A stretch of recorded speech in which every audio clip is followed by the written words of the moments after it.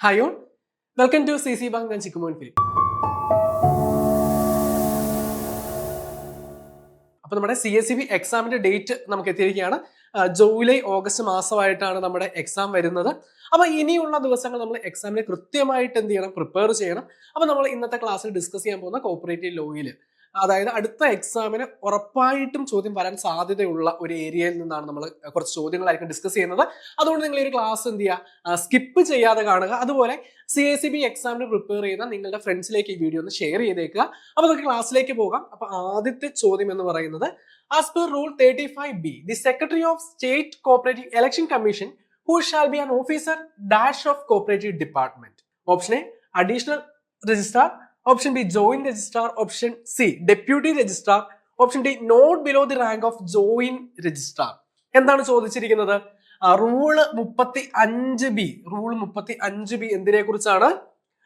Cooperative election കമ്മീഷനെ കുറിച്ചാണ് അല്ലെ, സ്റ്റേറ്റ് കോപ്പറേറ്റീവ് ഇലക്ഷൻ കമ്മീഷനെ കുറിച്ചാണ് 35B പറയുന്നത്. അപ്പൊ അതിന്റെ സെക്രട്ടറി എന്ന് പറയുന്ന ആളാണ് സ്റ്റേറ്റ് കോപ്പറേറ്റീവ് ഇലക്ഷൻ കമ്മീഷന്റെ CEO ആയിട്ടുണ്ടാവുക. അദ്ദേഹത്തിന്റെ ക്വാളിഫിക്കേഷൻ, അദ്ദേഹത്തിന്റെ യോഗ്യത എന്തായിരിക്കണം എന്നാണ് ചോദ്യം.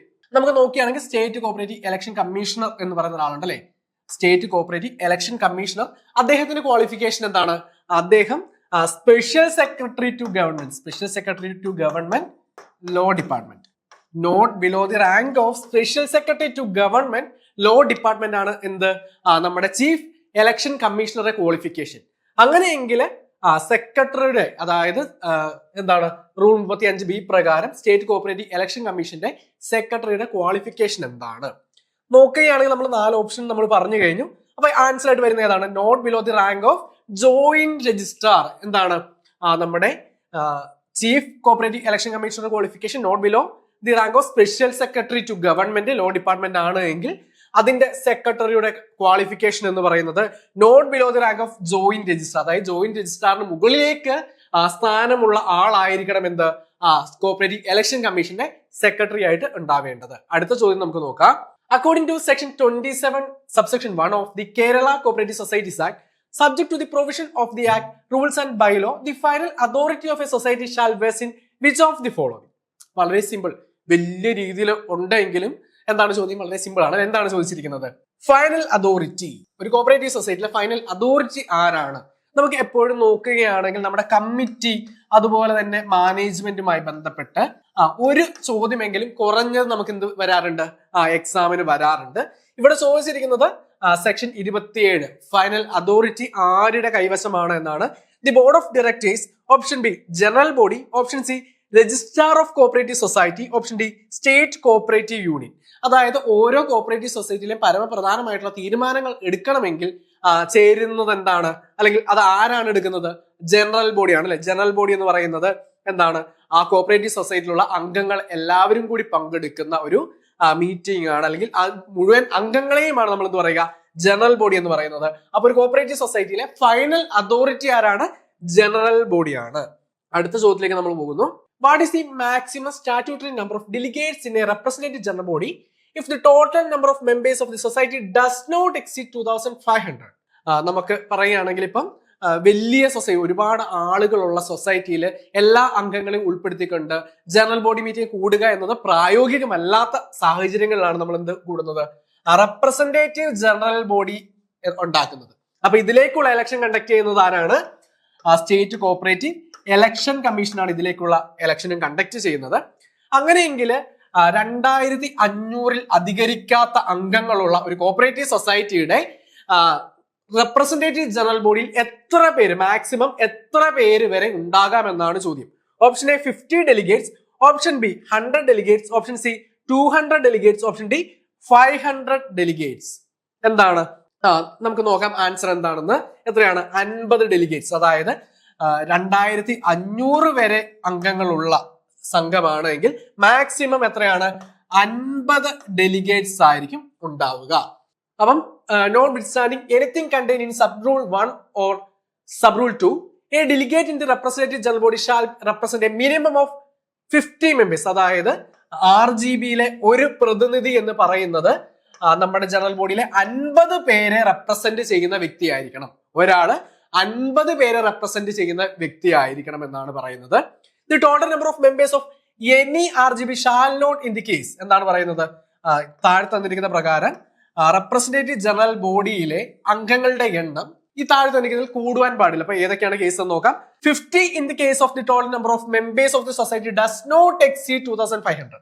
2500 വരെ അംഗങ്ങളുള്ള ഒരു സൊസൈറ്റി ആണെങ്കിൽ ആ സൊസൈറ്റിയുടെ റെപ്രസെന്റേറ്റീവ് ജനറൽ ബോഡിയിൽ മാക്സിമം എത്ര പേര് മാത്രമേ ഉണ്ടാകാൻ പാടുള്ളൂ? 50 പേര് മാത്രമേ ഉണ്ടാകാൻ പാടുള്ളൂ. 50ൽ കൂടുവാൻ പാടില്ല. അപ്പം നമുക്ക് എന്താണ് 49 ആകാം, 45 ആകാം. മാക്സിമം എത്രയാണ്? 50 വരെയേ പറ്റത്തുള്ളൂ. ഇനി 200 in the case of total number of members is above 2500 but below 10,000. എന്താണ് പറയുന്നത്? 2500ൽ കൂടുതൽ എന്നാൽ 10,000ൽ താഴെ അംഗങ്ങളുള്ള ഒരു കോപ്പറേറ്റീവ് സൊസൈറ്റി ആണെങ്കിൽ അതിന്റെ റെപ്രസെന്റേറ്റീവ് ജനറൽ ബോഡിയിൽ മാക്സിമം എത്ര പേരുണ്ടാകാം? 200 പേര് വരെ ആകാം. അതായത് 200ൽ അധികരിക്കുവാൻ പാടില്ല എന്നാണ് പറയുന്നത്. ഇപ്പം 5000 ആണ് എങ്കിൽ എത്രയാണ്? അതിന് പ്രൊപ്പോർഷൻ ആയിട്ടുള്ള ആളുകളെ ഉണ്ടാവാൻ പാടുള്ളൂ.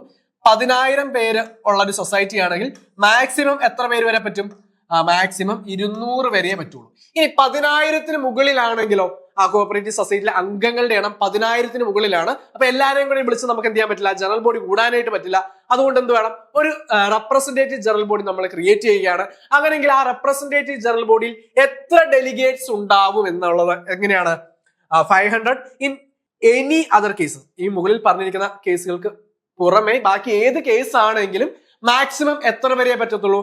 500 പേര് വരെയേ പറ്റത്തുള്ളൂ. ഇനി നമുക്ക് CACB എക്സാമിന് വരാൻ സാധ്യതയുള്ള മറ്റൊരു ചോദ്യം ഇതിൽ നിന്ന് കണക്ട് ചെയ്തുകൊണ്ട് ഞാൻ പറയാം.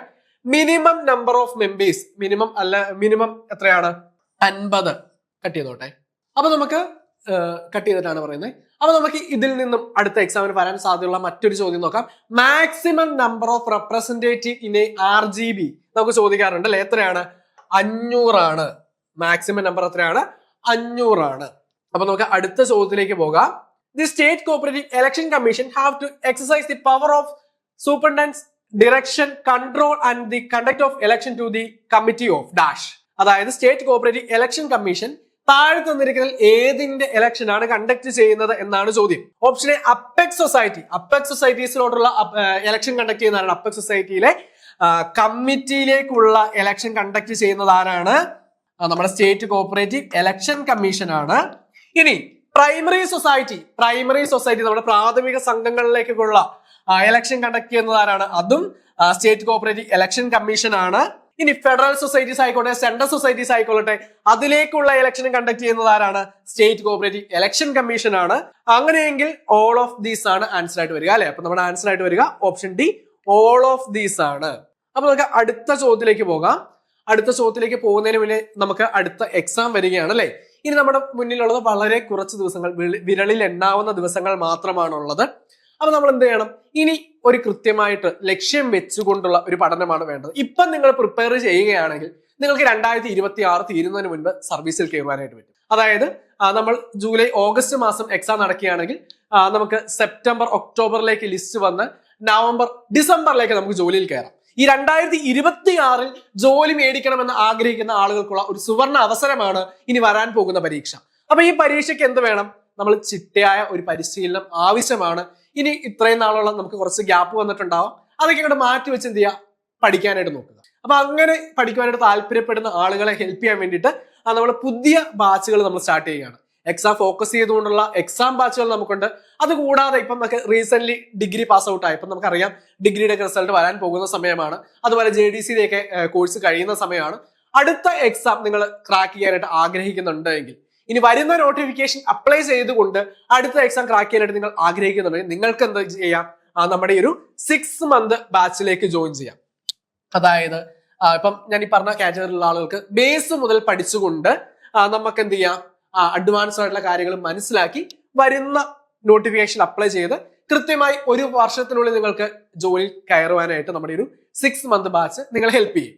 അടുത്തൊരു ബാച്ചാണ് നമ്മുടെ 3 month ബാച്ച് എന്ന് പറയുന്നത്. ഈ ഒരു ബാച്ചാണ് പ്രധാനമായും ഈ വരുന്ന എക്സാം ഫോക്കസ് ചെയ്തുകൊണ്ടുള്ള ഒരു ബാച്ച് എന്ന് പറയുന്നത്. നമ്മുടെ എക്സാം ബാച്ചാണ്. എക്സാം ഫോക്കസ് ചെയ്തുകൊണ്ട് ലൈവ് ക്ലാസ്സുകൾ, റെക്കോർഡ് ക്ലാസ്സുകൾ, PDF നോട്ട്, അതുപോലെ സ്പെഷ്യൽ മെന്റർഷിപ്പ് പ്രോഗ്രാം, അങ്ങനെ ഒട്ടനവധി ഫീച്ചേഴ്സ് ആയിരിക്കും നമ്മുടെ ഒരു ബാച്ചിലുള്ളത്. അപ്പൊ ഈ ഒരു ബാച്ചിനെ കുറിച്ച് കൂടുതൽ ഡീറ്റെയിൽസ് അറിയണമെങ്കിൽ എന്ത് ചെയ്താൽ മതി, ഈ ഒരു നമ്പറിൽ കോൺടാക്ട് ചെയ്താൽ മതി. 8921440580 എന്ന നമ്പറിൽ കോൺടാക്ട് ചെയ്യുക. അപ്പം ഇനിയുള്ളത് വളരെ കുറച്ച് ദിവസങ്ങൾ നമ്മൾ കൃത്യമായിട്ട് ഒരു ലക്ഷ്യത്തിലേക്ക് ഉള്ള യാത്രയാണ്. ഇനി വേസ്റ്റ് ചെയ്യാനായിട്ട് നമുക്ക് ഒട്ടും സമയമില്ല. അതുകൊണ്ട് എന്ത് ചെയ്യുക, ഒട്ടും സമയം കളയാതെ ഈ നമ്പറിൽ കോൺടാക്ട് ചെയ്താൽ മതി.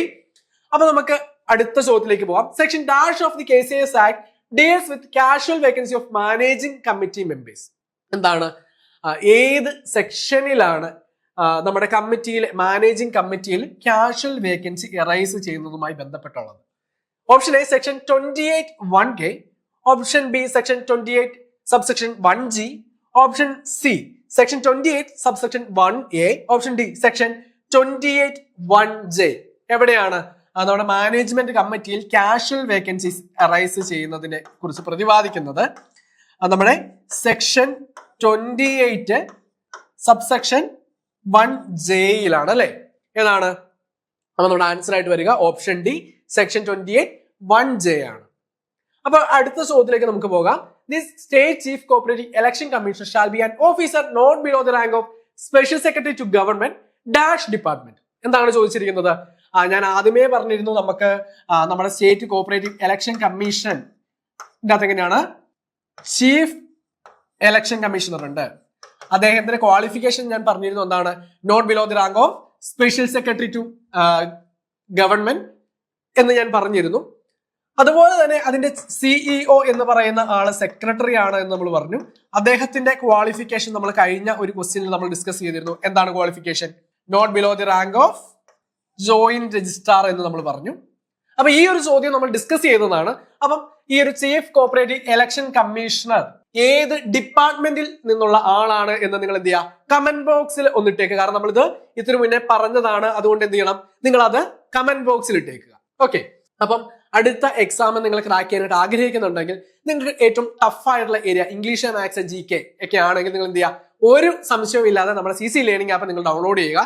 നമുക്ക് പ്ലേ സ്റ്റോറിലും ആപ്പ് സ്റ്റോറിലും നമ്മുടെ ഈ ഒരു ലേണിംഗ് ആപ്പ് അവൈലബിൾ ആണ്. നിങ്ങളുടെ GKയിൽ നിങ്ങൾക്ക് 10ൽ 10 മാർക്ക് മേടിക്കുന്നതിന് വേണ്ടിയിട്ട് നമ്മൾ ഫ്രീ ആയിട്ട് നമ്മുടെ കറണ്ട് അഫയേഴ്സ് നമ്മൾ അപ്ഡേറ്റ് ചെയ്യുന്നുണ്ട്. അതുപോലെ തന്നെ ക്വിസുകൾ നമ്മൾ കണ്ടക്ട് ചെയ്യുന്നു. അങ്ങനെ ഒരുപാട് കാര്യങ്ങൾ നമ്മൾ കണ്ടക്ട് ചെയ്യുന്നുണ്ട്. അപ്പൊ നിങ്ങൾ ഒട്ടും സമയം കളയാതെ എന്ത് ചെയ്യുക, നമ്മുടെ CC ലേണിംഗ് ആപ്പ് ഡൗൺലോഡ് ചെയ്യുക. അപ്പം നമ്മുടെ സ്വപ്ന ജോലി നേടുവാനായിട്ട് നിങ്ങളെ CC ലേണിംഗ് ആപ്പ് ഉറപ്പായിട്ട് സഹായിക്കും. അപ്പം ഈ വരുന്ന എക്സാം കൃത്യമായിട്ട് പഠിക്കുവാനായിട്ട് ആഗ്രഹിക്കുന്നവർ ഒട്ടും സമയം കളയാതെ എന്ത് ചെയ്യുക, നമ്മളെ കോൺടാക്ട് ചെയ്യുക, നമ്മുടെ എക്സാം ബാച്ചിലേക്ക് അഡ്മിഷൻ എടുക്കുക. അപ്പം ഈ തവണ ഡിഗ്രി അല്ലെങ്കിൽ JDC കോഴ്സ് കഴിയുന്നവരാണെങ്കിൽ നിങ്ങൾ നമ്മുടെ ബിഗിനേഴ്സ് ബാച്ചിലേക്ക് ജോയിൻ ചെയ്യുക. അപ്പം കൂടുതൽ ഡീറ്റെയിൽസ് അറിയാൻ വേണ്ടി ബോർഡ് നമ്പറിൽ ഒന്ന് കോൺടാക്ട് ചെയ്താൽ മതി. അപ്പം നമ്മുടെ ചാനൽ നിങ്ങൾ ആദ്യമായിട്ടാണ് കാണുന്നതെങ്കിൽ നമ്മുടെ ചാനൽ സബ്സ്ക്രൈബ് ചെയ്തേക്കുക. അതുപോലെ ബെല്ലൈക്കൺ കൂടി എനേബിൾ ചെയ്തേക്കുക. അപ്പൊ നമുക്ക് മറ്റൊരു വീഡിയോയുമായിട്ട് വീണ്ടും കാണാം. Thank you.